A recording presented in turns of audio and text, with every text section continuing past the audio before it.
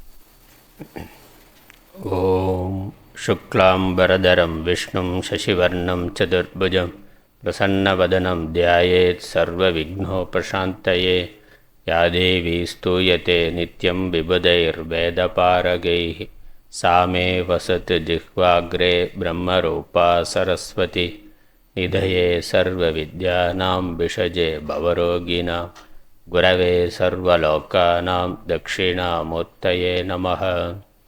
श्रीदक्षिणामूर्तिसुदेशिकेन्द्रं द्वैपायनं सूत्रकृतं मुनीन्द्रं श्रीशङ्करं भाष्यकृतं यतीन्द्रं அத்தேசிகஞ்சாபி நமாமி வித்யை. ஓம் சகனாவவது சகனௌ புனக்து சக வீரியம் கரவாவஹை தேஜஸ்வினாவதிதமஸ்து மா வித்விஷாவஹை. ஓம் சாந்தி ஷாந்தி ஷாந்தி.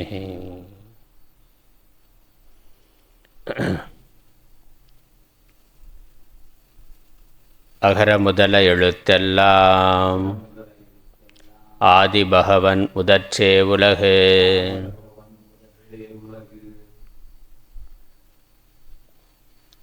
திருக்குறளில் பாயிரத்தில் முதல் அதிகாரம் கடவுள் வாழ்த்து பார்த்து நிறைவு செய்திருக்கின்றோம். இரண்டாவது அதிகாரம் வான் சிறப்பு, மழையின் பெருமை. வான் என்பது இங்கே வானத்திலிருந்து பொழிகின்ற மழையை குறிக்கின்றது. மழையினுடைய பெருமை இந்த அதிகாரத்தில் சொல்லப்படுகின்றது.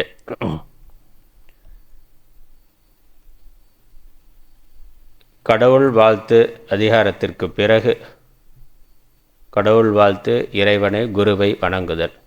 அதற்கு அடுத்தது எது முக்கியமானது என்றால் இயற்கை வளங்கள். இயற்கை வளங்களுக்கு காரணமாக இருப்பது மழை. அதனால் மழையினுடைய சிறப்பை பெருமையை சொல்லியிருக்கின்றார். அறம் முதலானவை நிலைத்து நிற்க மழையின் இன்றியமையாமையை கூறுதல். இந்த நம்ம புருஷார்த்தம் என்று சொல்லக்கூடிய அறம், பொருள், இன்பம், வீடு, இதுதான் இந்த உலக சிருஷ்டியினுடைய தாத்பரியம், சிருஷ்டியினுடைய நோக்கம். சிருஷ்டியில் இருக்கக்கூடிய உலகத்தில் தோன்றி இருக்கக்கூடிய உயிர்கள் இறுதியில் அடைய வேண்டிய லட்சியங்கள் இவைகள்தான். அவைகள் உலகத்தில் முறையாக சரியாக நடப்பதற்கு மழையானது முக்கியமானதாக இருக்குது. அதனால் அந்த மழையினுடைய முக்கியத்துவத்தை சொல்லுகின்றார். அதை ஏன் கடவுள் வாழ்த்து அதிகாரத்திற்கு பிறகு வைத்திருக்கின்றார் என்றால் மழை இறைவனின் செயல் ஆகையால் கடவுள் வாழ்த்தின் பின் வைக்கப்பட்டது. இறைவன்தான் சிருஷ்டி முதலானவைகளை செய்கின்றார். இப்போ உலக இயக்கம் நடப்பதற்காக இயற்கை வளங்களை படைத்திருக்கின்றார். அதற்கு மூலமாக மழையை படைத்திருக்கின்றார். அதனால் உலகம் நடத்தற்கு முதல் காரணம் மழை. உலகம் தோன்றுவதற்கும் இருப்பதற்கும் இயங்குவதற்கும் முதல் காரணமாக, மூல காரணமாக ஆதி பகவன் இருக்கின்றார், கடவுள் இருக்கின்றார். அவருக்கு சகாயமாக, அதனால் துணை காரணம்னா, அதனால் முதற் காரணம் துணை காரணம்னு, துணை காரணம் மழை. முதல் காரணம் கடவுள் இறைவன், துணை காரணம் மழை. மழையை மையமாக கொண்ட எல்லா இயற்கை வளங்களும். இந்த மழையினுடைய முக்கியத்துவம், மழையினால் நமக்கு கிடைக்கக்கூடிய நீர், தண்ணீர், அதனுடைய முக்கியத்துவத்தை உயிர்கள், முக்கியமாக மனித உயிர்கள், மனித பிறவி எடுத்திருக்கின்ற, மனித உடலை எடுத்திருக்கின்ற ஜீவர்கள் அறிந்து கொள்ள வேண்டும் என்பதற்காக அதனுடைய சிறப்புகளை கூறுகின்றார். இந்த அதிகாரத்தினுடைய கருத்து என்ன? 10 பாடல்களில் என்ன சொல்லியிருக்கிறார் என்றால், முதல்ல 7 பாடல்களில் உலகம் நடப்பதற்கு காரணம் மழை என்ற கருத்து வருது. உலகம் மழையை மையமாக கொண்டுதான் இயங்குகின்றது என்பதை முதல் 7 பாடல்களில் கூறுகின்றார்.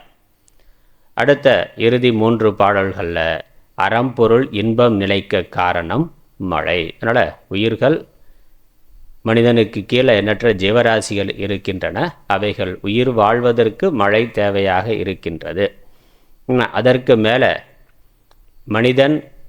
மனித பிறவி எடுத்து, எல்லா உயிர்களுமே ஒரு காலத்தில் மனித பிறவியை எடுத்து மனித பிறவியில் இருந்து தான் மேலான சுகத்தை, இந்த இகலோக சுகம், பரலோக சுகம் என்று இம்மை மறுமை இந்த சுகங்களை மனித பிறவியிலிருந்து செய்கின்ற புண்ணியத்தினால்தான் அவர்கள் அடைகின்றார்கள். மனிதனுக்கு கீழே இருக்கக்கூடிய மற்ற பிறவிகளெல்லாம் போக ஜென்மா என்று சொல்லுகின்றோம். ஏற்கனவே செய்த புண்ணிய பாபத்தினுடைய பலனை மட்டும்தான் அங்கிருந்து அனுபவிக்க முடியும். புதிதாக புண்ணிய பாபம் செய்தல் என்பது அங்கே சாத்தியம் இல்லை. மனித பிறவியிலிருந்து, மனித உடலில் இருந்து தான் புதிதாக புண்ணிய பாபத்தை செய்தல் என்பதும், பாபத்தை விலக்கி புண்ணியத்தை மிகுதியாக செய்தல் என்பதும், பிறகு அதனுடைய பலனை இன்பமாக சுகமாக இந்த லோகத்திலும் மறு பிறவிகளிலும் அனுபவித்தல் என்பது முடியும். அது மட்டுமல்ல, இந்த பிறப்பு இறப்புங்கிற இந்த இருமை, இந்த சுழற்சி வேண்டாம் என்று இதிலிருந்து ஒரு ஜீவன் விடுபட வேண்டும் என்றால் அதுவும் மனித பிறவியில் இருந்து தான் அதற்கான முயற்சிகளை சாதனைகளை செய்ய முடியும், அதற்கான தர்மத்தை கடைபிடிக்க முடியும். ஆகவே இந்த சிருஷ்டியினுடைய நோக்கம் ஜீவன் சிவனாக ஆதல். இந்த பசு சைவ சித்தாந்தப்படி சொன்னால் இந்த பசுவாக இருக்கின்ற இந்த ஜீவர்கள் பதியை அடைதல் என்பது தான். அப்படி அடைவதற்கு சாதனமாக இருப்பது அறம், பொருள், இன்பம், வீடுங்கிற 4 புருஷார்த்தங்கள். இவைகள் உலகில் நிலைத்து இருப்பதற்கு சாதனமாக துணை காரணமாக மழையானது இருக்கின்றது. அதனால் மழை இல்லைன்னா இவைகள் இல்லை என்பதை 8, 9, 10 3 திருக்குறள்களில் சொல்லுகின்றார். அதனால் இதனுடைய பயன் என்ன? இந்த மழையினுடைய பெருமை, மழையின் பெருமையை தெரிந்து கொண்டு நாம் அதை முறையாக அடைந்து அனுபவிப்பதற்கு அதனால் என்ன நன்மைங்கிறது பயன் என்று உயிர் வாழ்க்கை, இந்த மழையினால தான் உலகத்தில் பூமியில் உயிர் வாழ்க்கையானது இருக்கின்றது. எண்ணற்ற கிரகங்கள் இருந்தாலும் அதிலெல்லாம் உயிர் இருப்பதற்கான வாய்ப்பு இல்லை என்று இன்றைக்கு அறிவியல்லையும் பார்க்குறோம். அதே மாதிரி இந்த பூலோகம் மட்டும் இல்லாமல் மற்ற வேறு சில கிரகங்களிலும் உயிர் இருப்பதற்கு, உயிர் வாழ்க்கை, உயிர் ஜீவர்கள் இருப்பதற்கான வாய்ப்பு இருக்கின்றது. ஆனால் அதற்கு அங்கே தண்ணீர் இருக்கணும். அதனால் எந்த கிரகத்தில் தண்ணீர் இருக்கின்றதோ அந்த கிரகத்தில் உயிர் வாழ்க்கையானது ஜீவர்கள் இருக்க முடியும். அப்படி இந்த நாம் இப்பொழுது இருக்கின்ற இந்த பூலோகத்தில் உயிர் வர்க்கங்கள் தோன்றி இருப்பதும் அது ஜீவித்திருப்பதற்கும் மழை தேவை, மழை காரணமாக இருக்கின்றது. அதுக்கப்புறம் அறம், பொருள், இன்பம் இவைகளை இங்கு மனித பிறவியிலிருந்து மனிதன் செய்து அதனுடைய பலனை அனுபவிப்பதற்கும் மழை அடிப்படையாக இருக்கின்றது. இந்த அத்தியாயத்தை இந்த அதிகாரத்தை படிக்கிறதன் மூலமாக நாம் தெரிந்து கொள்ள வேண்டியது தண்ணீரின் முக்கியத்துவம் அறிய வேண்டும். இந்த தண்ணீர் எவ்வளவு, தண்ணீர் அன்னைக்கு போக போக தண்ணீருடைய அளவு, குடிநீரினுடைய அளவு குறைந்து கொண்டு போகின்றது, மக்கள் தொகை பெருகி கொண்டே போகின்றது. சில பகுதிகளில் தண்ணீர் இல்லாமல் மக்கள் மிகுதியாக கஷ்டப்படுகிறார்கள். இப்போ தண்ணீருடைய முக்கியத்துவத்தை அது இருக்கின்ற பொழுது அதனுடைய முக்கியத்துவத்தை அறிந்து முறையாக அதை நாம் பாதுகாக்க வேண்டும், பராமரிக்க வேண்டும். தண்ணீர் வளம் தொடர்ந்து பூமியில் இருப்பதற்கு மனிதன் என்ன செய்ய வேண்டுமோ அதை செய்ய வேண்டும். அதனால் இயற்கை வளங்களை பாழ்படுத்த கூடாது, இயற்கையை பாழ்படுத்தக்கூடாது. இந்த பொல்யூட் பண்ணுறது அப்படின்னு நீர்நிலைகளை மாசுபடுத்துறது, அப்புறம் இருக்கிற நீர்நிலைகளை மூடுறது, ஏரி குளங்களெல்லாம் தூர்ந்து போகிற மாதிரி வாய்க்கால்கள், தண்ணீர் போகக்கூடிய வாய்க்கால்களை அடைத்து வீடு கட்டுறது, ஏரி குளங்களை மூடி பிளாட்டு போட்டு விற்கிறதுனா அதுதான் இன்றைக்கி சமூகத்தில் மிகுதியாக பார்த்து கொண்டு இருக்கிறோம். மழை பெய்தாலும் அந்த மழை நீர் பாதுகாக்கப்படாமல்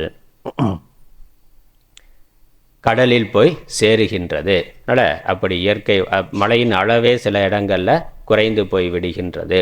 அதனால் இந்த இயற்கை மாறுபாடு இல்லாமல், இயற்கை வளங்கள் குறைந்து போகாமல் மனிதன் மழையினுடைய தண்ணீருடைய முக்கியத்துவத்தை அறிந்து பார்த்து கொள்ள வேண்டும். அப்புறம் மரங்களை வளர்க்க வேண்டும். மரங்கள் மழை மிகுதியாவதற்கு மரங்களை வளர்க்க வேண்டும், மழை நீரை சேமிக்க வேண்டும், ஒழுக்கத்தை கடைபிடிக்க வேண்டும். சமூக ஒழுக்கங்கிறது கெட்டு போகிறதுனாலையும் மழையினுடைய வரத்து குறையும் என்று சொல்லுகின்றார். அதனால் நம்ம இந்த 2வது அதிகாரத்திலிருந்து நம்ம மேலும் ஒவ்வொரு குறளுக்கும் பொருளை பார்க்கலாம்.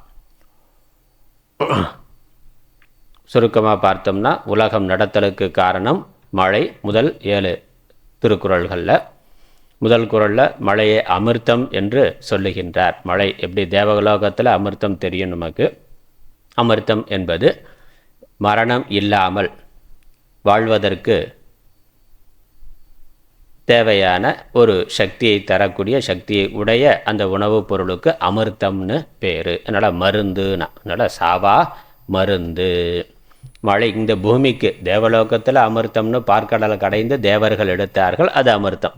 இந்த பூமிக்கு அமிர்தம் என்னன்னா மழை தான் அமிர்தம். ஏன்கிறதுக்கான விளக்கத்தை கொடுக்கிறார் ஒவ்வொரு திருக்குறள்லையும். உணவாகவும் உணவுக்கு காரணமாகவும் இருப்பது மழை. இந்த மழை இல்லைன்னா உணவு இல்லை, உணவு இல்லைன்னா பசி, துன்பம், மரணம் என்பது இருக்கும். அதனால் இந்த ஜீவர்கள் இந்த என்றைக்கும் இந்த பூலோகத்தில் தொடர்ந்து ஜீவராசிகள் இருக்க வேண்டும் என்றால் உணவு உற்பத்தி இருக்கணும். உணவு உற்பத்தி இருக்கணும்னா தண்ணீர் இருக்கணும். தண்ணீர் இருக்கணும்னா மழை இருக்கணும். ஆகவே மழை அமிர்தம். நல்ல விவசாயம் நடவாது அப்படிங்க 4வது குறளில் சொல்கிறார். 5வது குறளில் மனிதர்களின் துன்பத்திற்கும் இன்பத்திற்கும் காரணமாக பெய்யாமல் போய் துன்பத்தை கொடுக்குது. அப்புறம் பெய்து இயற்கை வளங்களை பெருக்கி இன்பத்திற்கும் காரணமாக இருக்கின்றது மழை. அதுக்கப்புறம் 6வது குறளில் சொல்கிறார், இங்கே பூமியில் தண்ணீர் இருக்கே, மற்ற இயற்கை வளங்கள்லாம் இருக்கேனா மழை பெய்யலைன்னா அந்த இயற்கை வளங்கள் எல்லாம் நிலவளம் குறைந்து போகும். ஓரறிவு உயிரினம் கூட இங்கே இல்லாமல் போய்விடும். புல் பூண்டு கூட இல்லாமல் போய்விடுங்கிறத 6வது திருக்குறள்லையும் 7வது குறளில் கடல் வளம் குறையும்னா இந்த மழை கடல்லிருந்து தான் மழை வருது. ஆனால் அந்த மழைக்கு காரணமாக முதல் காரணமாக கடல் நீர் தான் ஆவியாகி மழையாக பொழிகின்றது. இப்போ மழைக்கு காரணமாக இருக்கிறது கடல். ஆனால் மழை பெய்யவில்லை என்றால் கடல் வளமே குறைந்து போய்விடும்னு சொல்லுகின்றார். அதனால் நிலவளம் மட்டுமல்ல கடல் வளமும் குறையும். அப்புறம் இறுதி 3 பாடல்களில் 8, 9, 10 இறை வழிபாடு நின்று போகும். மனிதர்கள் தன்னுடைய விவேகத்தினால இயற்கை சக்தியை புரிந்து கொண்டு இதற்கு மூலமாக இருக்கக்கூடிய இறைவனை அறிந்து கொண்டு அந்த தெய்வங்களை வணங்கி வழிபடுகிறார்கள். அந்த இறை வழிபாடும் கூட மழை இல்லை என்றால் பசி பஞ்சம் பட்டினியில் இருக்கிற பொழுது தெய்வங்களை வணங்குதல் என்பதும் நின்று போகும். அதுக்கப்புறம் இந்த இல்லறம் துறவரம் இரண்டும் நிலைத்து நில்லாமல் போய்விடும். இந்த மழை இல்லாமல் சமூகத்தில் பசி பஞ்சம் இருந்தால் அதனால் தர்மமானது கடைபிடிக்கப்பட முடியாமல் போய்விடும். பொருள் இன்பம் இல்லறம் துறவரம்ங்கிறது அறம் நிலை இல்லாமல் போய்விடும்னு சொல்கிறார். அப்புறம் 10வது குறளில் பொருள் இன்பம் குறைந்து போகும். பொருள் வரத்து உற்பத்தி இல்லைன்னா பொருள் உற்பத்தி இல்லை, பொருள் உற்பத்தி இல்லைன்னா உணவு உற்பத்தி இல்லைன்னா விவசாயம் இல்லைன்னா மற்ற பொருள்கள் உற்பத்தி இல்லை, வியாபாரம் இல்லை. அதனால் பணவரவு குறைந்து போகும். அது பணவரவு குறைந்த சரீர இன்பம் உலக இன்பமானது குறைந்து போகும். உலக வாழ்க்கையில் இந்த பசி முதலானவைகளால் சுகங்கிறது குறைந்து போகும். அதுக்கப்புறம் அடிப்படை ஒழுக்கம் இல்லாமல் போய்விடும். பஞ்சத்தினால மக்கள் உணவுக்கு போராட்டம் வர்ற பொழுது அங்கே தர்மங்கிறது மீறப்படும். உயிர் வாழ்கிறதுக்கு என்ன பண்ணணுமோ அந்த உயிர் வாழ்க்கைங்கிறது பெரிய போராட்டமாகிறதுனால தர்மத்தை கடைபிடித்தல் என்பது இல்லாமல் போய்விடும். தனி மனித ஒழுக்கம் முதல்ல அறம்னு சொன்னது சமூக ஒழுக்கம். தனி மனித ஒழுக்கமும் கெட்டு விடுகின்றது. ஆகவே மழை இன்றியமையாதது. மழையின் பெருமையை மனிதர்கள் அறிந்திருக்க வேண்டியது இன்றியமையாதது.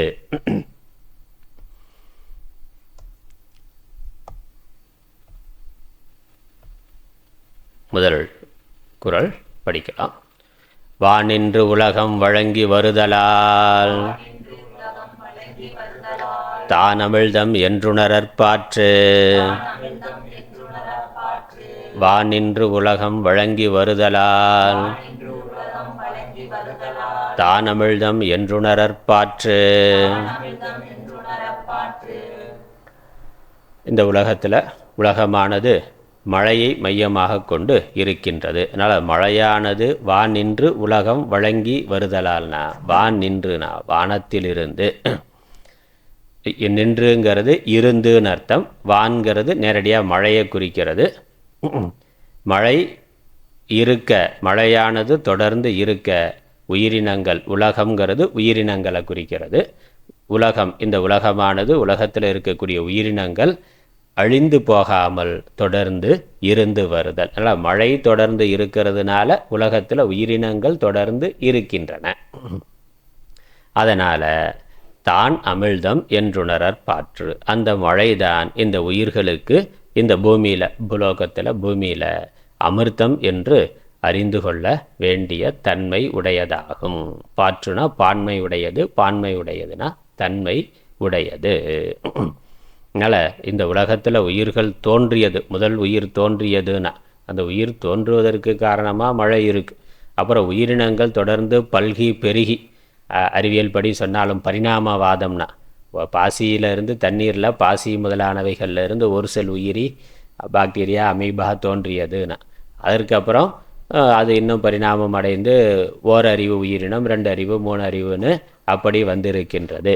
அப்படி தொடர்ந்து வந்த உயிரினங்கள் பல லட்சம் உயிரினங்கள், உயிர் வகைகள் இந்த உலகத்தில் தொடர்ந்து இருப்பதற்கு, இந்த உலகம் தொடர்ந்து உயிரினங்கள் வாழ்வதற்கு தகுதியுடையதாக இருப்பதற்கு மழையினுடைய இருப்பு தான் காரணமாக இருக்கின்றது.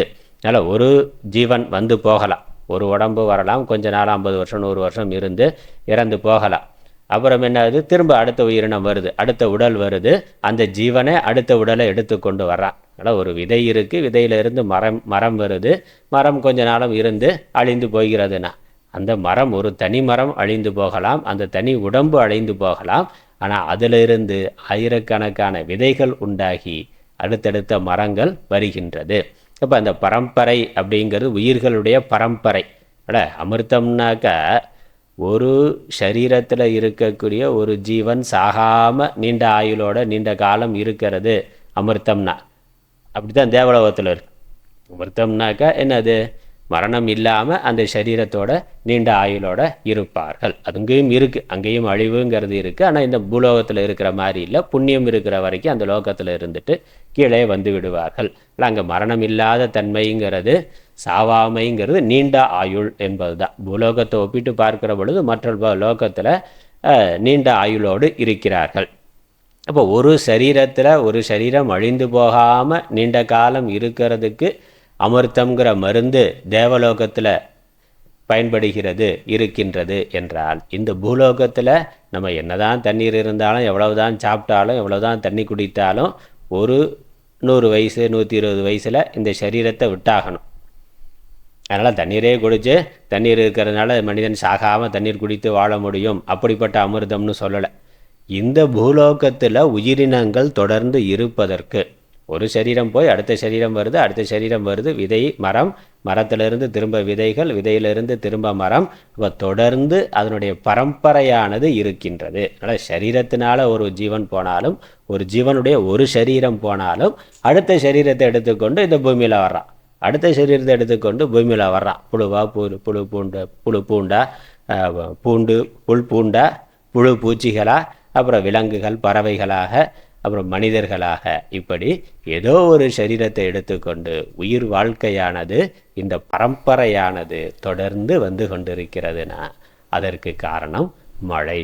அதனால் மழைங்கிறது அமிர்தம், இந்த பூலோகத்துக்கான அமிர்தம் மழை.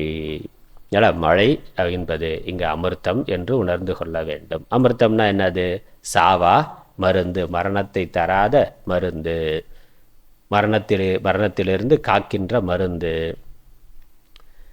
இங்கே என்ன அர்த்தத்தில், உயிர் வாழ்க்கையின் ஆதாரம். இந்த பூலோகத்தில் தொடர்ந்து உயிரினங்கள் இருப்பதற்கு ஆதாரமாக மழையானது இருக்கின்றது. அதனால் இந்த பூமியில் அதுவே மழைதான் அமிர்தம் என்று புரிந்து கொள்ள வேண்டும். அடுத்த 2வது குறள். துப்பார்க்கு துப்பாய, துப்பாக்கி துப்பார்க்கு, துப்பாய தூவும் மழை, துப்பார்க்கு துப்பாய, துப்பாக்கி துப்பார்க்கு, துப்பாய தூவும் மழை. பெரும்பாலும் எல்லாருக்கும் தெரிந்த குறள். ஒரு சுவாரஸ்யமான ஒரே சப்தம் திரும்ப திரும்ப வர்றதுனால, அதுவும் துப்பாக்கி மாதிரியான ஆயுதங்கள்லாம் வர்றதுனால இந்த குழந்தைகளுக்கு பிடிச்ச ஒரு குறள். திருக்குறளில் ஒரு சுவாரஸ்யமாக சுவையான அந்த சப்த, அந்த சொல் இனிமைன்னு இருக்கே, திரும்ப திரும்ப ஒரு சொல் வருது, அதே சமயம் ஒரு ஆழமான கருத்தை தருவதாக இருக்கின்றது. துப்பு அப்படின்னாக்கா உணவு அப்படின்னு அர்த்தம். துப்புங்கிறதுக்கு பல பொருள் இருக்குது. அகராதியில் பார்த்தா 29 அர்த்தம் கொடுக்குறான் ஒரு அகராதியில். துப்புங்கிற வார்த்தை 29 அர்த்தத்தில் பயன்படுத்தப்பட்டிருக்கு. முக்கியமான அர்த்தம் உணவு என்பது. அப்புறம் உடல் வலிமை என்பது இருக்குது. வளம், வலிமை, உணவு பொருள், அந்த அந்த வலிமையை தரக்கூடிய உணவு அப்படி வந்திருக்கு. அதனால் இங்கே துப்பார்க்கு என்று முதல்ல இருக்கக்கூடிய முதல் வரி துப்பார்க்குனா, துப்புனா உணவு, துப்பார்க்குனா துப்பார்கள், துப்பார் அல்லது துப்பார்கள்னா உணவை உண்பவர்கள். துப்புனா உணவு, உணவை உண்பவனுக்கு துப்பார்னு பேருனா. அதனால் துப்பார்க்குனா உணவை உண்பவர்களுக்கு, உணவை எடுத்துக்கொள்பவர்களுக்கு. அப்போ என்னது, இந்த ஜீவராசிகளுக்கு. உணவை உண்டு செரித்து அதிலிருந்து சக்தியை எடுத்துக்கொண்டு உயிர் வாழுகின்ற ஜீவராசிகளுக்கு. கல் மண் அப்படி இல்லை, அது சாப்பிட்றதுங்கிறது இல்லை, ஜீரணம் பண்ணக்கூடிய உடல் உறுப்புகள் அதற்கு இல்லை, மல ஜலங்களை வெளியேற்றுதல் என்பது இல்லை. அப்போ இந்த ஜடப்பொருள்களுக்கும் ஜீவர்களுக்கும் என்ன வித்தியாசம்? வெளியே இருந்து ஒரு உணவை எடுத்துக்கொள்ளுதல், அதை ஜீரணம் பண்ணி அதிலிருந்து சக்தியை எடுத்துக்கொண்டு வாழ்தல், அதற்கப்புறம் அதில் தேவையில்லாத கழிவுகளை வெளியேற்றுதல். இதுதான் உயிர் வாழ்க்கை. ஒரு உடம்பு நிலைத்திருப்பதற்கு புறத்திலிருந்து உணவுப் பொருள் வருகின்றது. அப்படி உணவுப் பொருளை எடுத்து உண்டு வாழுகின்ற ஜீவராசிகள். அதனால் அது மரம் செடி கொடியில் தொடங்கி, மரம் செடி கொடியும் அது பண்ணுது, இயற்கையிலிருந்து உணவை எடுத்துக்கொண்டு தான் அது வளருகின்றது, வாழ்கின்றது. அப்புறம் அந்த மரம் செடி கொடியே மற்ற உயிரினங்களுக்கு தேவையான உணவை உற்பத்தி பண்ணி கொடுக்கின்றது. அந்த மரம் செடி கொடிகள் உணவை உற்பத்தி பண்ணுறதுக்கு முதல் காரணமாக இருக்கிறது இந்த மழை. அதனால் உணவை உண்பவர்களுக்கு, உணவை உண்ணுகின்ற மரம் முதலான ஜீவராசிகளுக்கு, மரம் செடி கொடி பறவைகள் நீர்வாழ்வன, அப்புறம் மனிதர்கள் விலங்குகள் என்று எல்லா உயிரினங்களுக்கும் உண்பதற்கு நல்ல உணவை உண்டாக்கி கொடுப்பதும். அதனால் துப்பாய அப்படின்னா, துப்பாயங்கிற இந்த ரெண்டாவது வார்த்தைக்கு நல்ல வலிமை தரக்கூடிய உணவாக, நல்ல அப்படின்னு அர்த்தம். துப்பாயன்னா நல்ல வலிமையை தரக்கூடிய சத்தான. துப்பு ஆக்கி, இந்த இடத்துல துப்புங்கிறதுக்கு உணவு அப்படின்னு அர்த்தம். உணவை ஆக்கினா உணவை உண்டு செய்து. அதனால் முதல்ல இருக்கக்கூடிய துப்பார் அப்படிங்கிறது உணவை உண்பவர். ரெண்டாவது வார்த்தையில் இருக்கக்கூடிய துப்பு என்பது வலிமைங்கிற பொருளில் வலிமையை தரக்கூடிய, உடம்புக்கு நல்ல நியூட்ரிஷன் சொல்கிறோமே, நல்ல ஹெல்த்து அண்டு நியூட்ரிஷன், நல்ல உடல் வலிமை, உடல் பலம் மற்றும் சத்து அவைகளை உடையதாக உள்ள உணவு. துப்பு மூணாவது வார்த்தையில் இருக்கக்கூடிய துப்புக்கு உணவு அப்படின்னு அர்த்தம். ஆக்கினா அதை உண்டு செய்து, அந்த உணவுப் பொருள்களை உண்டு செய்து. அதுக்கப்புறம் துப்பார்க்குங்கிறதுக்கு அந்த உணவை உண்பவர்களுக்கு. அல்ல, இந்த உணவை உண்ணுகின்ற ஜீவராசிகளுக்கு நல்ல உணவை உண்டு செய்து. இது ஒரு விஷயம். மழை பண்ணுற ஒரு வேலை உணவு உற்பத்தி, அதற்கு அது செய்கின்றது. அதுக்கப்புறம் என்ன ஆகுது? துப்பார்க்கு துப்பாயனா அதுவே உணவாக, இந்த துப்புங்கிறது உணவு தான், அதுவே உணவாக இருப்பதும் மழை நீரே ஆகும். நேரடியாக அது உணவாக இருக்குது, தண்ணீரே நமக்கு நேரடியாக உணவாக இருக்குது. அப்புறம் மற்ற உணவுப் பொருள்கள் உற்பத்தி ஆவதற்கும் அது காரணமாக இருக்கின்றது. சாப்பிடாம 3 நாள் இருக்கலாம், தண்ணீர் மட்டும் குடிச்சிட்டு 21 நாள் வரைக்கும் இருக்கலாங்க. தண்ணீர் மட்டும் குடிச்சிட்டு சாப்பாடு உணவே எடுத்துக்கொள்ளாமல் உண்ணாவிரதத்தில் இருக்கிறோம், சாப்பிட்றோம், சாப்பாடும் இல்லாமல் தண்ணீர் மட்டும் எடுத்துக்கொண்டு சில நாட்களுக்கு உயிர் வாழ முடியும். வேறு எந்த சாலிடான உணவும் எடுத்துக்கொள்ளாமல் வெறும் தண்ணீரை மட்டும் குடித்து கொண்டு கொஞ்ச நாளைக்கு இந்த சரீரம் இருக்க முடியும். அந்த தண்ணீரும் எடுத்துக்கொள்ள முடியலைன்னா இருக்காது. தண்ணீரும் எடுத்துக்கொள்ளலைன்னா இந்த உடம்புல இருக்கக்கூடிய ஏற்கனவே இருக்கக்கூடிய சக்தி இருக்கிற வரைக்கும், அந்த கொழுப்பு முதலானவை இருக்கிற வரைக்கும் இந்த உடம்பு இருக்கும். அதற்கப்புறம் அழிந்து போய்விடும். அதனால் இந்த உணவு தண்ணீரானது, மழையானது, மழையிலிருந்து உண்டாகக்கூடிய தண்ணீரானது நேரடியாக ஜீவராசிகளுக்கு உணவாக இருக்கின்றது, உயிரினங்களுக்கு உணவாக இருக்கின்றது. மற்றும் அது உண்கின்ற மற்ற எல்லா உணவுப் பொருள்களுக்கும் உற்பத்திக்கு காரணமாகவும் அது இருக்கின்றது. அதனால் மற்ற உணவுப் பொருள்கள் உண்டாவதற்கு காரணமாகவும் தானே நேரடியாக உணவாகவும் இருப்பது நீராகும். அதான் நீரோட பெருமை.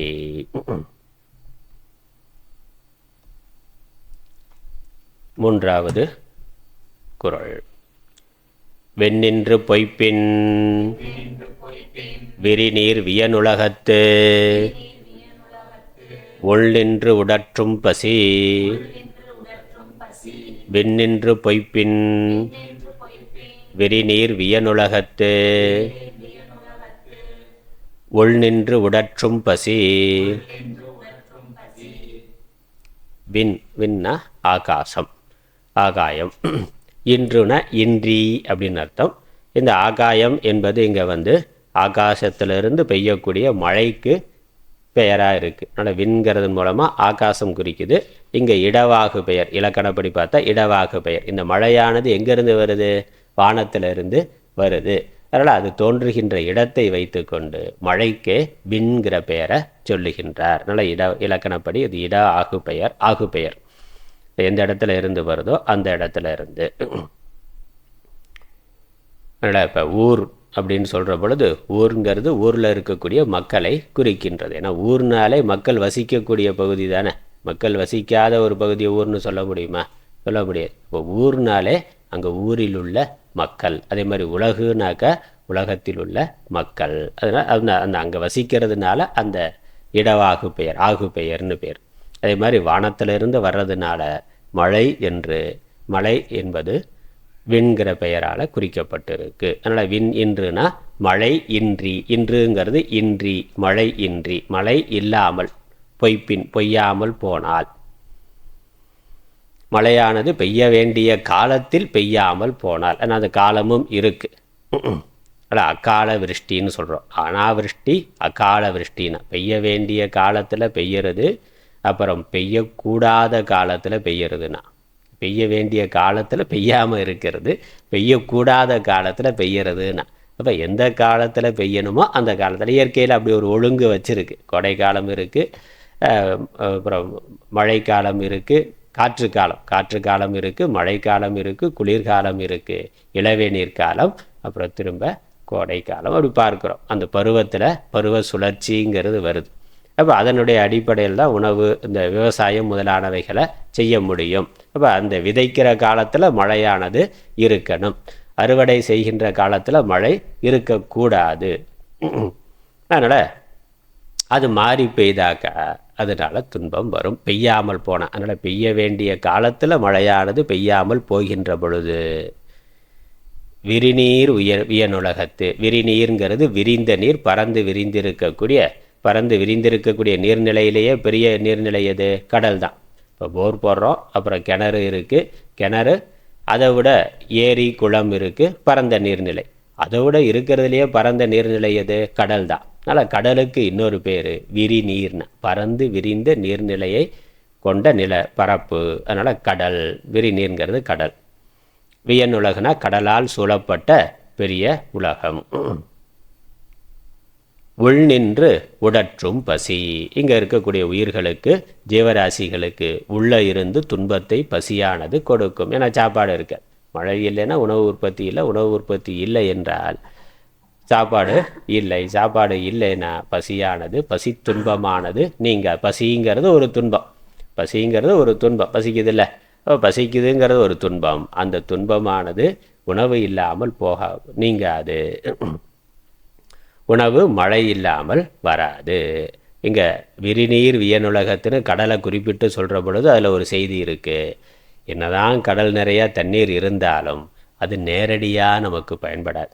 மழை இல்லைன்னா தண்ணீர் தானே இல்லாமல் போகுது. அதான் பக்கத்தில் கடலில் இருக்குது, எடுத்துக்கலாமேனா. 3/4 பங்கு கடல் தண்ணீர் தானே இருக்குது. கடலில் 3/4, இந்த நிலத்தில் பூமியில் 3/4 பங்கு தண்ணீர் இருக்குது, 1/4 பங்கு தான் நிலப்பரப்பு இருக்குது. அப்போ இந்த பூமியானது கடலால் சூழப்பட்டதாக இருக்குது. ஆழிசூழ் உலகுன்னு பார்க்குறோம், கடலால் சூழப்பட்டதாக இருக்குது. இப்போ கடல் முழுவதும் தண்ணீர் இருக்கே, மழை பெய்யாமல் போனால் என்ன? கடலில் இருக்க தண்ணீரை எடுத்துக்கலாமேனா அது கஷ்டம். அந்த தண்ணீர் குடிப்பதற்கோ விவசாயத்திற்கோ நேரடியாக பயன்படாது. அதுலேருந்து உப்பு வேணால் எடுக்கலாம், சோத்துல உப்பு போட்டு சாப்பிட்றதுக்கு உப்பு எடுக்கலாம். ஆனால் உப்பையே நேராக சாப்பிட முடியுமானா சாப்பிட முடியாது, அது பயன்படாது. அதிலேருந்து இப்போ ரீசைக்கிள் பண்ணி அந்த கடல் நீரை சுத்திகரித்து தண்ணீர் எடுக்கிறானேன்னா அதுக்கு பல 1000 கோடி செலவு பண்ண வேண்டியதாக இருக்குது. அது பல 1000 கோடி கடல் நீர்லேருந்து நம்ம இயற்கையாக பகவான் சூரிய ஒளியினால் மேலே போய் நல்ல தண்ணீராக வருது. உப்பு தண்ணீர் மேலே போய் ஆவியாகி மேலே போய் நல்ல தண்ணீராக வருது. ஆனால் நாம் அந்த கடலில் இருக்கக்கூடிய உப்பை நீக்கிட்டு தண்ணீரை மட்டும் எடுக்கணும்னா அதுக்கு பல 1000 கோடி செலவு பண்ணுறோம்.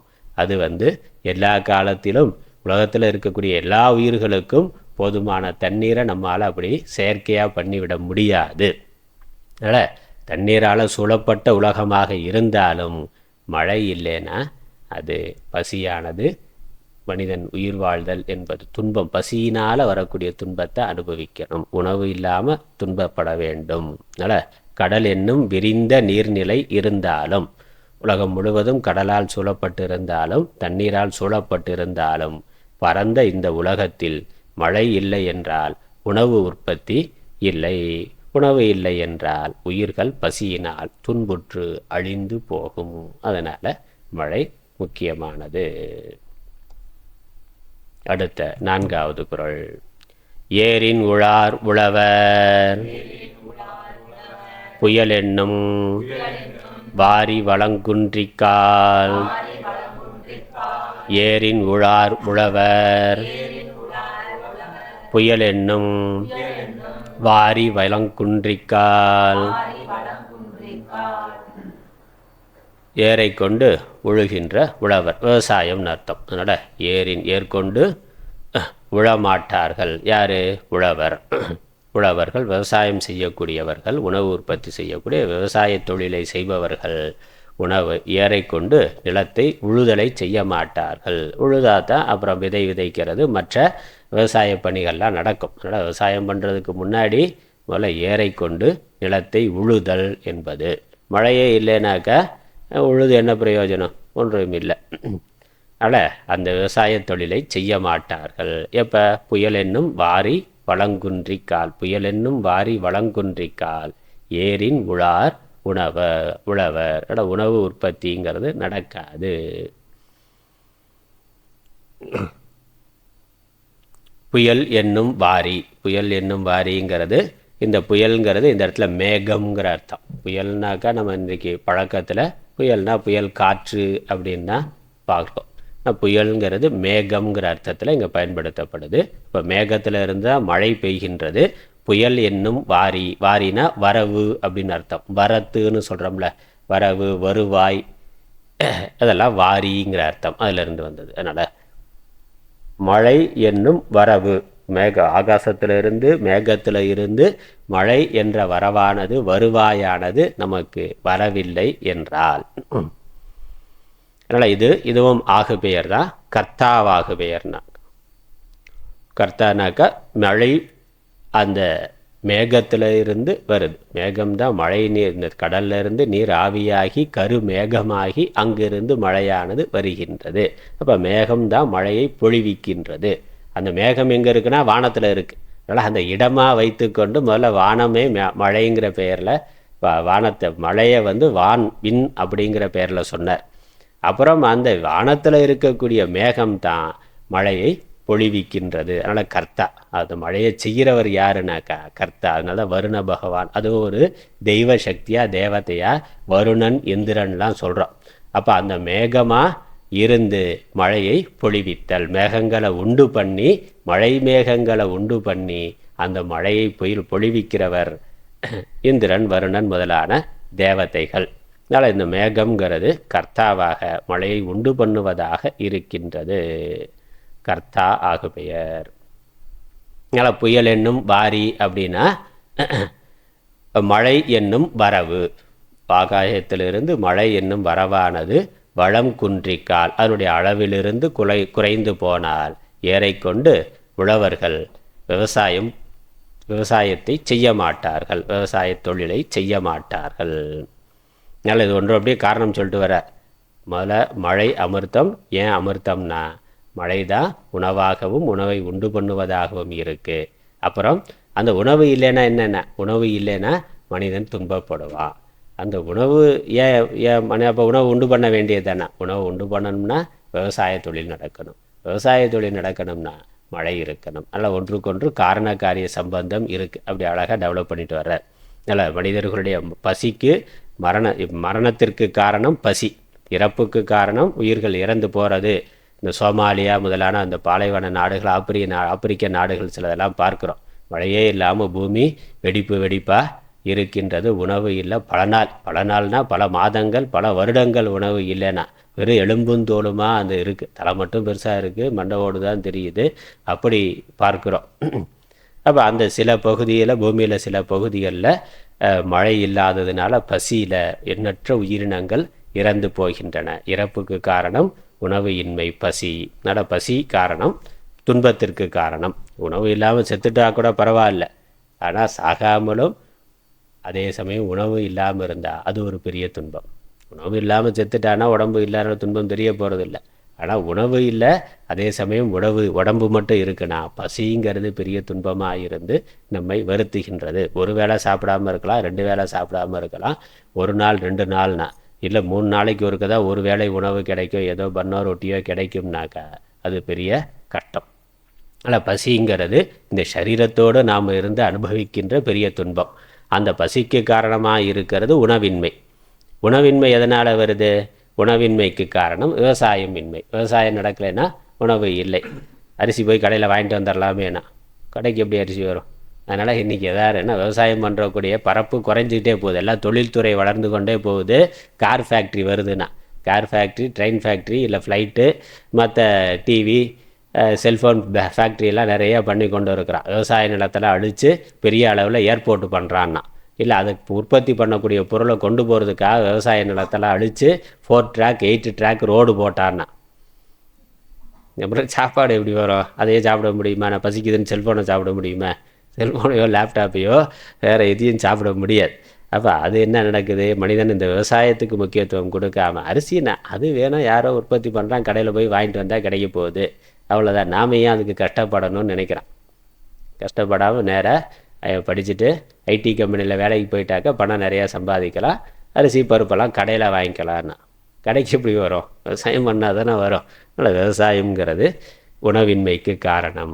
விவசாயம் இல்லாமல் போகிறதுக்கு காரணம் என்னது?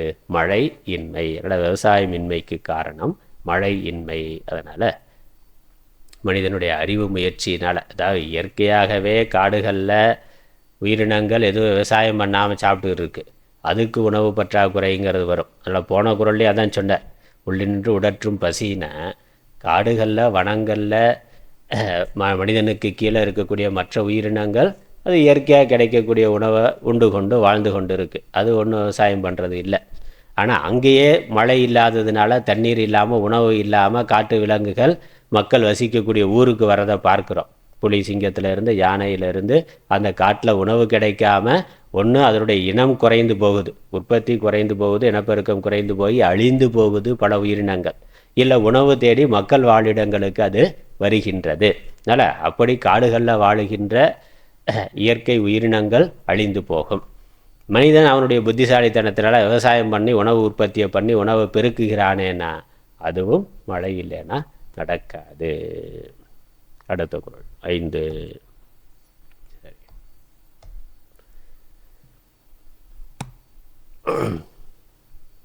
கெடுப்பதும் கெட்டார்க்கு சார்வாய் மற்றாங்கு எடுப்பதும் எல்லாம் மழை. கெடுப்பதும் கெட்டார்க்கு சார்வாய் மற்றாங்கு எடுப்பதும் எல்லாம் மழை. எல்லாம் மழையினுடைய வலிமை, வல்லமையை, சக்தியை சொல்கிறார். மழை எவ்வளவு சக்தி வாய்ந்ததுன்னா, மனிதர்கள் பெய்யாமல் இருந்தால், மழையானது பெய்யாமல் இருந்தால் மக்களை பெய்யாமல் இருந்து மக்களை துன்புறுத்துதல். அதோட இன்னொன்றையும் புரிஞ்சுக்கணும், அளவுக்கு அதிகமாக பெஞ்சும் துன்புறுத்துறதுன்னா. பெய்யாமல் போனாலும் துன்பம், ரொம்ப அதிகமாக பெஞ்சு மேக வெடிப்புன்னு பார்க்குறாங்க. இப்போ உத்தரகாண்ட் முழுக்க, அதை இமாச்சல் பிரதேசங்களில் பல பகுதிகள் இந்த வருஷத்தில் ரொம்ப நிலச்சரிவுங்கிறது வந்திருக்கு. மேக வெடிப்புன்னு மழை கொட்டுதுன்னா, மழை கொட்டுதுனாக்கா இங்கே கொட்டுற மாதிரி இல்லை. மேக வெடிப்பு எப்படி சொல்கிறான்னா, பெரிய வாளிலேருந்து தண்ணியை கவுத்தாக்கா எப்படி கொட்டுமோ அப்படி. பெரிய வாட்டர் டேங்க் 1000 லிட்டர் வச்சுருக்கோம், அது மொத்தமாக கவுத்தாக்கா எப்படி கொட்டுமோ அப்படி கொட்டுது. அருவியில் கொட்டுற மாதிரி வானத்தில் இருந்தே கொட்டுது மழை. அதனால் நிலச்சரிவு அழிந்து போகுதுன்னா. அதனால் மழை பெய்யாமல் இருந்து பஞ்சத்தினால் அழிவு வருது, அளவுக்கு அதிகமாக பெஞ்சாலும் அழிவு வருது. அப்புறம் பெய்ய வேண்டிய காலத்தில் பெய்யாமல் போனாலும் அழிவு வரும். பெய்யக்கூடாத காலத்தில் பெய்தாலும் அழிவானது வரும். அதனால் இப்படி எல்லா விதத்திலும் துன்பத்தை கொடுக்கக்கூடியதாக மழையானது இருக்கின்றது. அது மழையினுடைய ஒரு சக்தி. அந்த மழை வெள்ளம் அடித்துட்டு போகிற பொழுது, மழை பெஞ்சு பெரு வெள்ளம் போகிற போது பார்த்தாக்கா பெரிய பெரிய வீடுகள் அடிச்சுட்டு போயிருக்கு. காரு எல்லாம் என்னெல்லாம் இருக்கோ, மனிதன் பெரிய தன்னுடைய சக்தியினால் இதெல்லாம் செஞ்சு வச்சுருக்கிறானோ, பெரிய பெரிய காரெல்லாம் அப்படியே ஏதோ பேப்பரில் நம்ம கப்பல் செஞ்சு விடுவோமே, அது மிதந்துட்டு போகிற மாதிரி கார்களே மிதந்துட்டு போகுது. பெரிய பெரிய கட்டடங்கள்லாம் சர்வசாதாரணமாக சரிஞ்சு விழுந்துருது பார்க்குறோம். அப்போ அது தண்ணீரினுடைய வலிமை, இயற்கையினுடைய சக்தி, தண்ணீரினுடைய வலிமை எவ்வளவு பெரியதாக இருக்குது. அதனால் மக்கள் துன்பப்படுகிறார்கள், வாழ்வாதாரம் கெட்டு துன்பத்தை அனுபவிக்கிறார்கள். அதை செய்யக்கூடிய சக்தி உடையதாக மழை இருக்குது. அதுக்கப்புறம் துன்பத்தில், பசியில், பஞ்சத்தில், பட்டினியில் இருக்கிற பொழுது துயரற்ற மக்களுக்கு, அதனால் சார்வாய் மற்றாங்கேனா, துயரத்தில் இருக்கக்கூடிய அந்த மக்களுக்கு தான் பெய்யாமல் இருந்து துன்பத்தை கொடுத்து பிறகு தன்னால் துன்பத்தை அடைந்த அந்த மக்களுக்கு உறுதுணை புரியும் வண்ணம் பொழினால மற்றுனாக்கா இருக்குது எதிர்ப்பதமாக. அதற்கு மாறாக அங்கே எந்தெந்த இடத்துல அந்தந்த காலத்தில் பெய்து மீண்டும் இயற்கை வளங்களை கொடுத்து காப்பாற்றுறதும் மழை. 1 வருஷம் 2 வருஷம் இல்லாமல் இருக்குது, திரும்ப மழை பொழுந்து பழையபடி இயற்கை வளங்கள் வந்து விடுகின்றன. துயரற்ற மக்களுக்கு உறுதுணை புரியும் வண்ணம் பொழிந்து துன்பத்தை போக்கி இன்பம் அளிப்பதும் போன்ற அனைத்தையும் செய்ய வல்லது மழையாகும். அதனால் மழையினுடைய வலிமை, சக்தி இங்கே சொல்லப்பட்டிருக்கு. மற்றுங்கிறது வினை மாற்றுப்பொருள். பெய்யாமல் இருந்து துன்பத்தை கொடுக்குது, அதற்கு நேர் மாறாக பெய்து துன்பத்தை போக்கி இன்பத்தை கொடுக்கின்றது. எல்லாம்ங்கிறது எல்லா விதமான சக்தியையும் உடையது. அதனால் எல்லாம்ங்கிற பொழுது எல்லாம் வல்லதுன்னு, எல்லா வலிமையும் உடையது, சக்தி உடையதுன்னு எடுத்துக்கொள்ளணும். மழையினது வல்லமை சொல்லப்பட்டது. என்னது? மக்களை பெய்து பெய்யாமல் கெடுப்பதும், மக்கள் வாழ்வை பெய்யாமல் கெடுப்பதும் பெய்து காப்பதும் மழை ஆகும். அடுத்து 6வது பாடல். விசிம்பின் துளிவீழின் அல்லால் மற்றாங்கே பசும்புல் தலை காண்பு அரிது. விசும்பின் துளிவீழின் அல்லால் மற்றாங்கே பசும்புல் தலை காண்பரிது. விசும்பு அப்படின்னாலும் வானம் தான். வானத்துக்கு வானம் விசும்பிலிருந்துன்னா வானத்தில் இருக்கக்கூடிய மேகத்திலிருந்து. துளி வீழின், மழை துளியானது வீழவில்லை என்றால், விழவில்லை என்றால், விழுந்தால் காண்பது அல்லாமல், அல்லால் வீழின்னா விழுந்தால் பார்க்க முடியும். என்னது? இந்த பூமியில் புல் முதலான செடி கொடி தாவரங்களை பார்க்க முடியும். அதனால் பசும்புல் தலை காண்பு அரிதுனா, மழை பெய்தா பூமியில் இருந்து அப்படியே வறண்டு போன பூமி மழை பெஞ்ச உடனே ஒரு நாள் 2 நாள் தொடர்ந்து மழை பெஞ்சா அடுத்த 2 நாளில் பார்த்தா அந்த வறண்ட பூமியில் புல் வருது. அதில் புல்ங்கிறது மிக குறைவாக ஓரறிவு உயிரினம். அதற்கு உதாரணமாக புல் சொல்லியிருக்கிறார். அப்போ சாதாரண ஓரறிவு உயிரினம், மிக கடைநிலையில் இருக்கக்கூடிய உயிரினம், அது மழை பெய்தா இருக்கும், மழை பெய்யவில்லை என்றால் அதை கூட நம்ம பார்க்க முடியாது, புல் பூண்டை கூட பார்க்க முடியாதுன்னு. அதனால் என்ன சொல்கிறார்? ஓரறிவு உயிரினம் கூட இல்லாமல் போய்விடும். அதனால் ஓரறிவு உயிரினம் இருந்தால் தான் மற்ற அடுத்தடுத்த உயிரினங்கள் வர முடியும், அதுவே இல்லாமல் போய்விடும் என்று இது மழையினுடைய பெருமை. அதனால் ஆடு மாடு மனிதர்கள் விலங்குகள் மட்டும் இல்லை, இந்த புல் பூண்டு கூட முளைக்காமல் மழை இல்லாமல் போய்விடும். மழை இல்லை என்றால் முளைக்காமல் வளராமல் போய்விடும், வராமல் போய்விடும். மழை இருந்தால் அது இருக்கும், மழை இல்லை என்றால் அது இருக்காது. அடுத்து சரி, நிலவளம் இப்படி கெடும். அதனால் 6வது பாடலில் 6, 4, 5, 6 சொல்லப்பட்டது. இந்த நிலத்தில் இருக்கக்கூடிய உயிரினங்கள் மழை இல்லாமல் குறைந்து போகும், அழிந்து போகும். கடலில் என்னன்னா, கடலில் தான் நிறையா தண்ணீர் இருக்கேன்னா அந்த கடல் வளமும் குறைந்து போகுங்கிறத அடுத்ததில் சொல்கிறார். நெடுங்கடலும் தண்ணீர்மை குன்றும் தடிந்தெழிலி தான் நல்காதாகிவிடின். நெடுங்கடலும் தண்ணீர்மை குன்றும் தடிந்தெழிலி தான் நல்காதாகிவிடின். இந்த மழை எங்கேருந்து வருது?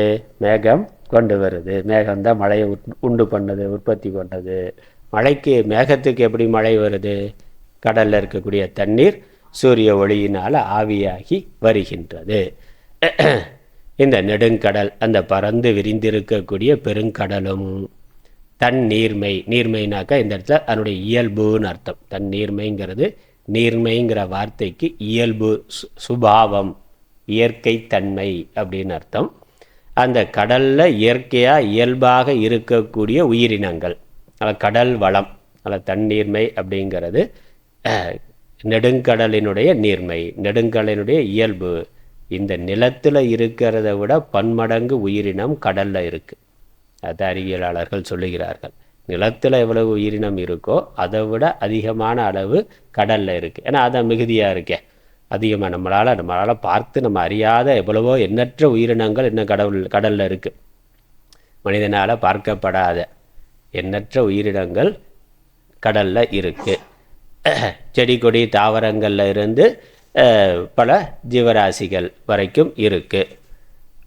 அதான் கடல் வளம். ஆனால் நெடுங்கடலும் தண்ணீர்மைனா, நெடுங்கடலினுடைய நீர்மை, அதனுடைய இயல்பு, அதனுடைய வளம் குன்றும். அதில் இருக்கக்கூடிய ஜீவராசிகளுடைய அளவும் குறைந்து போகும்னா, கடலில் இருக்கக்கூடிய ஜீவராசிகளுடைய எண்ணிக்கையும் குறைந்து போகும். அது தண்ணீரில் தான் இருக்குன்னா, அது வளர்வதற்கும் மழை தேவை. கடலில் இருந்து தான் தண்ணீர் மேலே போகுது. கடலில் பெரும்பாலும் இந்த மழை பெய்யறதுலேயே பெரும்பகுதி மழை கடலில் பெய்யுது. நிலத்தில் பெய்கிற அளவை விட கடலில், ஏன்னா அது அதிகமாக இருக்குது, கடலில் பெய்கிற அளவு அதிகம். அந்த மழை நீர் கடலில் இருக்கக்கூடிய உயிரினங்களுக்கு தேவையானது. தண்ணிக்குள்ளே இருந்தாலும் மழை தண்ணீர் வந்தால் தான் அது பெருகும் அப்படின்னு இருக்குது.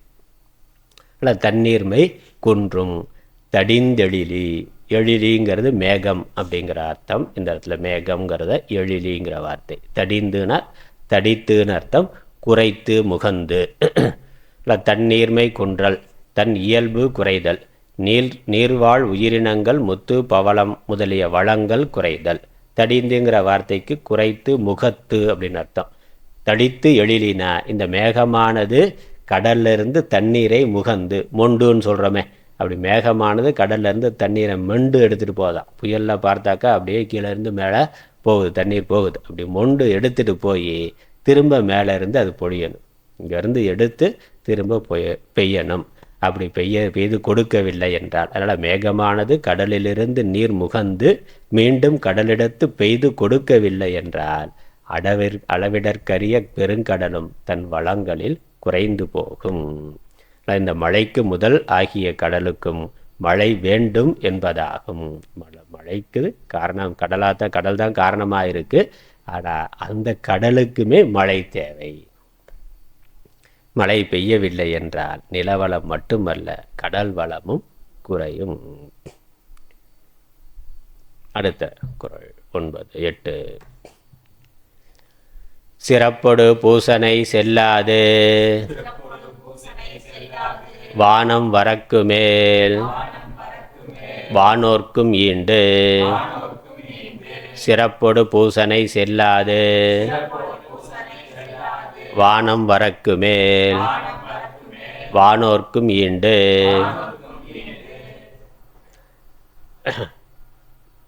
மனிதனுக்கு கீழே இருக்கக்கூடிய மற்ற உயிரினங்கள் அதனுடைய வாழ்க்கை இருக்காது, பசியினால் துன்பப்படும், அழிந்து போகுங்கிறத சொன்னார்.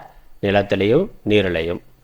இங்கே என்னென்னா, மேலான உயிரினமாக இருக்கக்கூடிய மனிதன், இந்த படைப்பிலேயே சிருஷ்டியிலேயே உயர்ந்த உயிரினமாக மேலானதாக இருக்கக்கூடிய மனிதன், அறிவினால் விவேகத்தினால் சிறந்த மனிதன் தான் யார், இந்த உலகம் என்பது என்ன, உலகம் எப்படி இயங்குகின்றது, இந்த உலகத்திற்கு காரணமாக இருக்கின்ற தெய்வங்கள் தேவதைகள் இவைகளை அறிந்திருக்கின்ற மனிதன். உலகத்தை நடத்துகின்ற ஒரு சக்தி இருக்குது, உலகத்திற்கு மேலான ஒரு பேராற்றல் இருந்து பல தெய்வங்கள் இருந்து இயற்கை வளங்களின் மூலமாக இயற்கை சக்திகள் மூலமாக வெளிப்பட்டு உலகத்தை நடத்தி கொண்டு இருக்கிறார்கள் என்பதை அறிந்திருக்கின்ற மனிதர்கள். எல்லாம் கடவுள் வாழ்த்தில் பார்த்தோம். அதனால் இயற்கை தானாக வந்தது இல்லை, இயற்கை நடக்கிறதும் தானாக நடக்கிறது இல்லை, அதை நடத்துகின்ற சக்தி தெய்வங்கள் இருக்கின்றன. அதை மனிதனுடைய அறிவினால் புரிந்து கொள்ளுகிறான். யுக்தி தர்க்க ரீதியான சிந்தனையினாலும் ஆராய்ச்சியினாலும் சாஸ்திரங்களுடைய உதவியினாலும் அறிந்து கொள்ளுகிறான். அல்ல கல்வி கேள்வியினால் மனிதன் தனக்கு மேலே இருக்கக்கூடிய தெய்வங்களை அறிந்து கொண்டிருக்கின்றான். அப்படி அறிந்து கொண்டிருக்கின்ற அவன் அந்த தெய்வங்களை பூஜித்து அதன் மூலமாக தெய்வத்தினுடைய அருளை பெறுகின்றான். அந்த தெய்வங்களை பூஜிக்கிறது அப்படிங்கிறது தன்னுடைய விவேகத்தினுடைய பயனாக, அறிவின் பயனாக தான் அறிந்து கொண்ட தெய்வங்களை வணங்குதல் என்பதும் நடக்காது. நல்ல சிறப்போடு பூசனை செல்லாது வானம் வரக்கு மேல். வானம் ஈண்டுனா இங்கே இந்த உலகத்தில் இப்பொழுது வானம் வரக்கு மேல். வானமானது மழையை, வானிலிருந்து பொழிகின்ற மழையானது பெய்யாமல் வறண்டு போனது என்றால் வானோர்க்கும் தேவர்களுக்கும், வானோர்னா தேவர்கள், வானத்தில் இருக்கக்கூடியவர்கள் தேவர்கள், அல்ல வானோர்க்கும் சிறப்போடு பூசனை செல்லாது. பூசனைனா பூஜை, நித்தியமாக பண்ணக்கூடிய பூஜை, அப்புறம் விசேஷமாக பண்ணக்கூடிய பூஜை. தினசரி பூஜை பண்ணுறோம், கடவுளுக்கு தினசரி பூஜை நடக்குது கோயில்களில். தனி மனிதன் தன் வீட்டிலையும் இறைவனுக்கு பூஜை பண்ணுறதுங்கிறது இருக்குது, அது நித்திய பூஜை. ஸ்நானம், சந்தியாவந்தனம், இந்த மாதிரி சாஸ்திரம் சொல்லி இருக்கக்கூடிய ஆச்சார அனுஷ்டானங்கள் பக்தியினால், சாஸ்திரத்தில் இருக்கக்கூடிய ஸ்ரத்தையினால் இந்த இறை வழிபாட்டு முறைகள் இதெல்லாம் மனிதன் செய்ய மாட்டான். இது சாமான்யமாக நித்தியமாக நடக்கக்கூடிய பூஜை. சிறப்புங்கிறது ஸ்பெஷல் பூஜை. விநாயகர் சதுர்த்தி, கிருஷ்ண ஜெயந்தி, ராமநவமி, நவராத்திரி, சிவராத்திரி, அப்படி அந்தந்த தெய்வத்துக்கும் அல்லது ஒவ்வொரு கோயிலுக்கும் பிரம்மோத்சவம்னு 10 நாள் அந்த தெய்வ சக்தியை அதிகமாக்குறதுக்காக நம்ம மந்திரங்கள் தந்திரங்கள் மூலமாக சிறப்பு பூஜைகள் செய்கின்றோம். அந்த சிறப்பு ஊர் திருவிழா கூட நடக்காமல் நின்று போயிடணும். ஏன்னா திருவிழா நடக்கிறதுக்கு பெரும் செலவாகும், அதற்கு மக்கள்கிட்ட வளமானது இருக்கணும். ஆனால் அந்த சிறப்போடு அந்த சிறப்பு பூஜைகளும் நின்று போடும். நித்தியமாக பண்ணக்கூடிய நித்திய பூஜைகள், ஆச்சார அனுஷ்டானங்களையும் ஒழுங்காக கடைபிடிக்க முடியாது. அப்புறம் ஸ்பெஷல் பூஜைகள் பண்ணுறதும் நடக்காது. அதனால் தேவர்களுக்கும் கூட நம்ம இங்கே என்ன பூஜை பண்ணுறோமோ அதுதான் தேவர்களுக்கு உணவாக இருக்குது. பகவத்கீதையில் பார்க்குறோம். நம்ம அதெல்லாம் ரொம்ப ஒப்பிட்டு நான் சொல்லலை. தேவர்களுக்கு உணவு என்னது? நம்ம இந்த நைவேத்தியம் தான். நம்ம பண்ணக்கூடிய அக்னி ஆகுதி, அதில் கொடுக்கக்கூடிய இந்த யஜ்ஞ யாகாதிகளில் கொடுக்கக்கூடிய ஆகுதி தான் தேவர்களுக்கு உணவாக இருக்குது. அப்போ இந்த பூலோகத்தில் மற்ற உயிரினங்கள் மனிதர்களுக்கு உணவு இல்லாமல் போகிறது மட்டும் இல்லை, மனிதன் கடவுளுக்கு பூஜை பண்ணலைன்னா தேவர்களுக்கே உணவு இல்லாமல் போயிடும். தெய்வங்களுக்கே, அந்த தேவதைகளுக்கே உணவு இல்லாமல் போய்விடும். அதனால் அதுவும் நடக்காது. நல்ல சிறப்போடு பூஜனை நடக்காது. மழை பெய்யவில்லை என்றால் தேவ பூஜையும் நடக்காது. அப்போ தேவர்களுக்கும் உணவு இல்லாமல் போய்விடும். அடுத்தது 9. பக்தியை சொன்னார். அது இங்கே தர்மத்தை, இந்த உலக தர்மத்தை சொல்லுகின்றார். 9வது குறள். தானம் தவம் இரண்டும் தங்கா வியனுலகம் வானம் வழங்காது எனின். தானம் தவம் இரண்டும் தங்கா வியனுலகம் வானம் வழங்காது எனின்.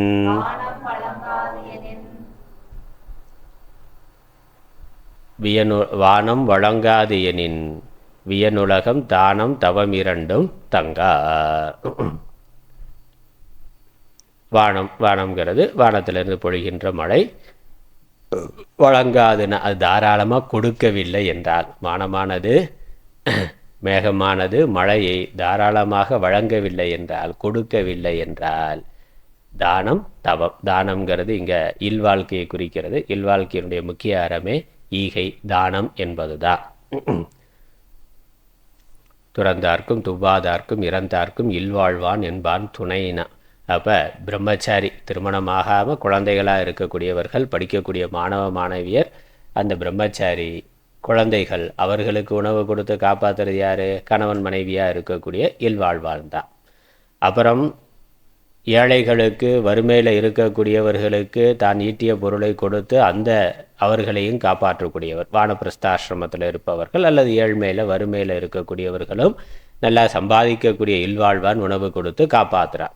அப்புறம் துறவிகள், அவர்கள் எந்த தொழிலும் செய்வது இல்லை, ஜபம் தியானம்னு ஆன்மீக சாதனையிலேயே முழு நேரமாக இருக்கிறார்கள்.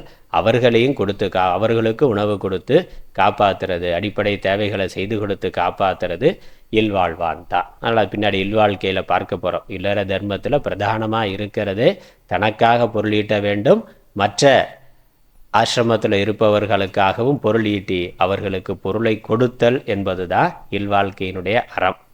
அதனால் தானம்ங்கிறது பெரும்பான்மை கருதி இங்கே இல்வாழ்க்கையை குறிக்கின்றது, இல்லறத்தை குறிக்கின்றது. தவம்ங்கிறது துறவு வாழ்க்கையிலிருந்து செய்யக்கூடியது. இல்லை, தவம் என்பது துறவு வாழ்க்கையை குறிக்கின்றது.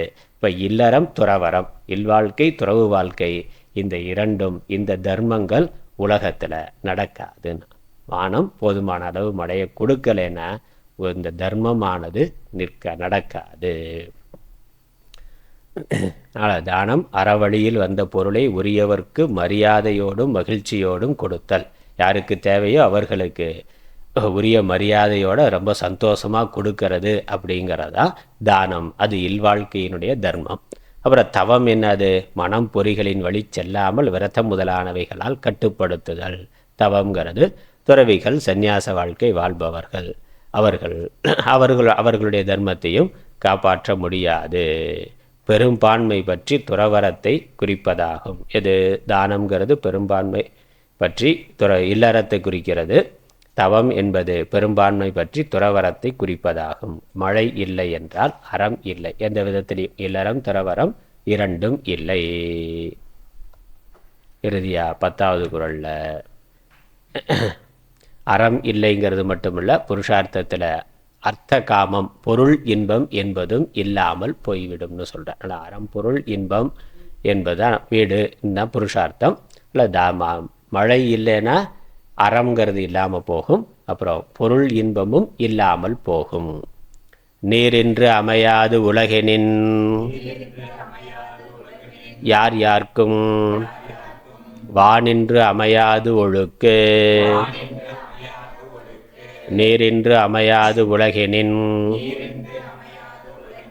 யார் யார்க்கும் வானின்று அமையாது ஒழுக்கு.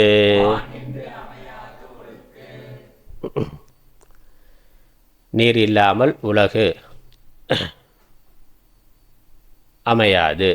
இந்த எத்தகையவர் இந்த உலகத்தில் யார் யாருக்கும்னா எத்தகையவர் யார் யாராக இருந்தாலும் இந்த உலகத்தில் நீர் இல்லாமல் தண்ணீர் இல்லாமல் பொருள் இன்பமாகிய உலக வாழ்க்கையானது நடக்காது. அதுபோல மழை இல்லாமல் எல்லா காலத்திலும் எல்லா இடத்திலும் தண்ணீர் இருத்தல் இருக்காது, நடக்காது. அதுக்கு 2 விதமாக பொருள் கொடுக்கலாம். இப்படி 2 உரையாசிரியர்கள் பார்த்த 2 விதத்தில் பொருள். ஒன்று, நீர் இன்று அமையாது உலகு. யார் யாருக்குங்கிறத முதல்ல போட்டுக்கொள்ளணும். யாராக இருந்தாலும் எவ்வளவு சாமர்த்தியம் உடையவனாக, எவ்வளவு அறிவு திறமை வலிமை உடையவனாக இருந்தாலும் இந்த உலகத்தில் தண்ணீர் இல்லாமல் அவனுடைய வாழ்க்கையானது நடக்காது. பொருள் இன்பம் அர்த்த காமத்தை அனுபவிக்கிறதுங்கிறது, சம்பாதிக்கிறது அனுபவிக்கிறதுங்கிறது நடக்காது. அதே மாதிரி வானின்று அமையாது ஒழுக்கு. இந்த வானத்திலிருந்து பெறுகின்ற மழை இல்லைன்னா உலகத்தில் நீர்நிலைகள் இல்லாமல் போய்விடும். தண்ணீருங்கிறது ஏரி, குளம், கிணறு, ஊற்று, இதெல்லாம் நிலத்தடி நீர், இதெல்லாம் மழை பெஞ்சு தானே வருது. மழை இல்லாமல் இந்த பூமியில் தண்ணீரே இல்லை. மழை பெய்யவில்லை என்றால் பூமியில் தண்ணீர் இருப்பு என்பதே, குடி தண்ணீர் இருப்பானது இல்லாமல் போய்விடும். அதே மாதிரி மனிதர்களுக்கு மழை இல்லாமல் இந்த அர்த்த காமம் பொருள் சம்பாதித்தல், அதன் மூலமாக உலக வாழ்க்கையை சுகமாக அனுபவித்தல் என்பது இல்லாமல் போய்விடும். இது ஒரு பொருள். அதுக்கப்புறம் ஒழுக்கு. அதனால் ஒழுக்கு என்பது நீரினுடைய இருப்பை குறிக்கிறது. இன்னொரு ஒழுக்குங்கிறத ஒழுக்கம்னு எடுத்துக்கொண்டு நீர் இல்லாமல் உயிர் வாழ்தல் இல்லை. யார் எத்தகைய திறமை உடையவராக இருந்தாலும் மழை இல்லாமல் அவரது ஒழுக்கத்தை கடைபிடித்தல் என்பது அரிதாகும். அதனால் மனிதன் ஒழுக்கமாக இருக்கிறான்னா, நல்லா திறமை அறிவு இருக்குது, நல்லா சாஸ்திர ஞானம் இருந்தாலும் ஒழுக்கமாக இருக்கிறதுக்குங்கிறது தண்ணீர் இயற்கை முக்கியமானது. அது இல்லைன்னா ஆச்சாரத்தை கடைபிடிக்கிறது கஷ்டம்னா, சந்தியாவந்தனம் முதலான ஆச்சாரங்களை கடைபிடிக்கிறதே கடினமானதாக ஆகிவிடும். அதில் பொருள் இன்பமான உலக வாழ்க்கை, பொருள் இன்பம், அர்த்த காமம். போனதில் அறம் சொல்லப்பட்டது, இங்கே பொருள் இன்பம். உலக வாழ்க்கை நீர் இல்லாமலும் நீரானது மழை இல்லாமலும் இல்லை. மழை இல்லாமல் ஒழுக்கம் இல்லை, ஒழுக்கம் இல்லாமல் மழை இல்லை. அப்படியே மாற்றி புரிந்து கொள்ளணும். அதனால் ஒழுக்கு இன்றி வான் அமையாதுன்னா, ஒழுக்கு இன்றி வான் அமையாது. இந்த மனிதர்கள், உலகத்தில் இருக்கக்கூடிய மனிதர்கள் ஒழுக்கமான ஒரு வாழ்க்கையை, தர்மமான வாழ்க்கையை வாழாமல் அவன் இயற்கை வளங்கள் எல்லாம் பால்படுத்தினா, மாசுபடுத்தினா, கெடுத்தாக்கா மழை பெய்யாமல் போய்விடும். அதில் 2 அர்த்தம். மழை பெய்யலைன்னா இங்கே ஒழுக்கம் இல்லாமல் போகும். ஏன்னா வறுமை, பசி, பஞ்சம், பட்டினி இருக்கிறதுனால கொலை, கொள்ளை இதெல்லாம் அதிகமாகும். இன்னொன்று, இவன் ஒழுக்கம் இல்லாமல் எல்லாவற்றையும் பாழ்படுத்தினான்னா மழை இல்லாமல் போயிடும். மழை இல்லைன்னா ஒழுக்கம் இல்லை, ஒழுக்கம் இல்லைன்னா மழை இல்லை. மழைக்கு மனிதனுடைய ஒழுக்கம் முக்கியமானதாக இருக்குது. அதனால் இந்த மழை இல்லைன்னா உயிரினங்கள் இல்லை, நாம் இல்லைங்கிறது மட்டுமில்லை, நம்முடைய அடுத்தடுத்த சந்ததிகள் இல்லாமல் போய்விடும். இந்த தொடர்ந்து நம்மளுடைய பரம்பரை, நம்மளுடைய சந்ததி உலகத்தில் இருக்கணும்னா, மனித வர்க்கம் முதலான எல்லா ஜீவராசிகளும் உலகத்தில் இருக்கணும்னா இப்போ இருக்கிற மனிதன் ஒழுக்கத்தை கடைபிடிக்க வேண்டும். அதனால் ஒழுக்கம் மழைக்கு ஒரு முக்கியமான காரணமாக இருக்கின்றது. மழை உயிர்கள் உலகத்தில் இருப்பதற்கு முக்கியமான காரணமாக இருக்கின்றது. அதனால் நான் மட்டும் வாழ்ந்தால் போகும்னு நினைக்காம அடுத்தடுத்த நம்மளுடைய சந்ததிகள் வாழணும்னு மனிதன் நினைக்கணும். அதற்கு ஒழுக்கத்தை கடைபிடிக்கணும். ஒழுக்கம் இருந்தால் தான் மழை வரும், மழை வந்தால் தான் உயிர் வாழ்க்கையானது உலகத்தில் இருக்கும். அதனால் மழையினுடைய முக்கியத்துவத்தை தெரிந்து கொண்டு அந்த மழை பெய்வதற்கே ஒழுக்கம் முக்கியம், தர்மம் முக்கியங்கிறத தெரிந்து கொண்டு தொடர்ந்து திருக்குறளை படிக்கணும்னா. அதனால் இதுக்கப்புறம் தர்மத்தை சொல்ல போகிறேன். அப்போ தர்மத்தை சொல்கிறது அப்படின்னா அடுத்து வரக்கூடிய தர்மத்தை பின்பற்றுறதுனால தான் உலகத்தில் மழையே பெய்யும்னா. அதனால் இந்த தர்மங்களை புரிந்து கொண்டு தெரிந்து கொண்டு முறையாக பின்பற்றுவாயாக அப்படின்னு ரொம்ப அழகாக சொல்லியிருக்கிறார். அதனால் நம்ம திரும்ப ஒரு சுருக்கம் என்னன்னு பார்த்துட்டு முடிக்கலாம். கடவுள் முதல் 7 குறள்களில் உலகம் நடத்தலுக்கு காரணம் மழைன்னு சொன்னார். எப்படின்னு காரண காரியங்களோட அழகாக சொல்லிட்டு வந்தார். மழை அமிர்தம். ஏன் அமிர்தம்னா அதான் உணவு உற்பத்தி பண்ணுது. உணவு இருக்கிறதுனால தான் மனிதன் சாகாமல் இந்த உயிர் வர்க்கமானது உலகத்தில் இருக்குது. அது இருக்கிறதுனால தான் விவசாயம் நடக்குது, உணவு உற்பத்திங்கிறது இருக்குது. அதனால் மழையானது இன்றியமையாதது. அப்புறம் மழையோட சக்தி என்னென்னா, மனிதனுக்கு இன்பத்தையும் அது கொடுக்கும், பெய்யாமல் இருந்து துன்பத்தை பெய்தும் இன்பத்தையும் கொடுக்கும், துன்பத்தையும் கொடுக்கும். அது மழையினுடைய சக்தி. மழை இல்லைன்னா நிலவளம் கெடும், கடல் வளமும் குறையும். அப்புறம் இந்த மனிதர்கள் தேவர்களை, தெய்வங்களை வணங்குதல், வழிபாடு செய்தல், பூஜை முதலானவைகள் இல்லாமல் போகும். பூஜை முதலானவைகள் இல்லைன்னா தெய்வங்கள் திருப்தி அடைய மாட்டார்கள். தெய்வம் திருப்தி அடையலைன்னா மனிதருக்கு வேண்டிய சுகமானது கிடைக்காது. அருள்ங்கிறது, இறை அருள்ங்கிறது இல்லாமல் போகும். இறை அருள் இல்லைன்னா உலகத்தில் சண்டை, சச்சரவு, போட்டி, பொறாமை, அதர்மம் தலைவிரித்து ஆடும். யாருமே நிம்மதியாக இருக்க முடியாது. உலகத்தினுடைய அழிவு அப்படித்தான் வரும். அதுக்கப்புறம் அதனால் தர்மத்தை கடைபிடிக்கிறதுக்கு மழை முக்கியமானது, பொருள் இன்பத்திற்கும் மழை முக்கியமானது.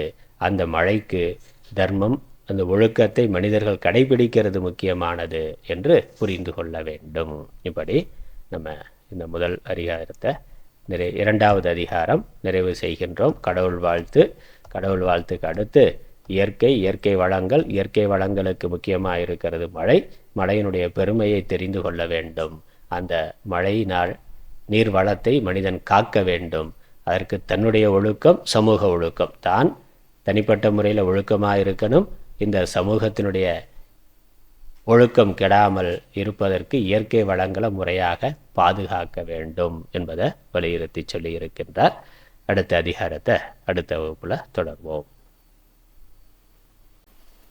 ஓம் ஈஸ்வரோ குருராத்மேதி மூர்த்திபேத விபாகினே வ்யோமவத்யாப்ததேகாய தட்சிணாமூர்த்தயே நமः. ஓம் பூர்ணமதः பூர்ணமிதம் பூர்ணாத் பூர்ணமுதச்யதே பூர்ணஸ்ய பூர்ணமாதாய பூர்ணமேவாவசிஷ்யதே. ஓம் சாந்தி சாந்தி சாந்தி. ஹரி ஓம்.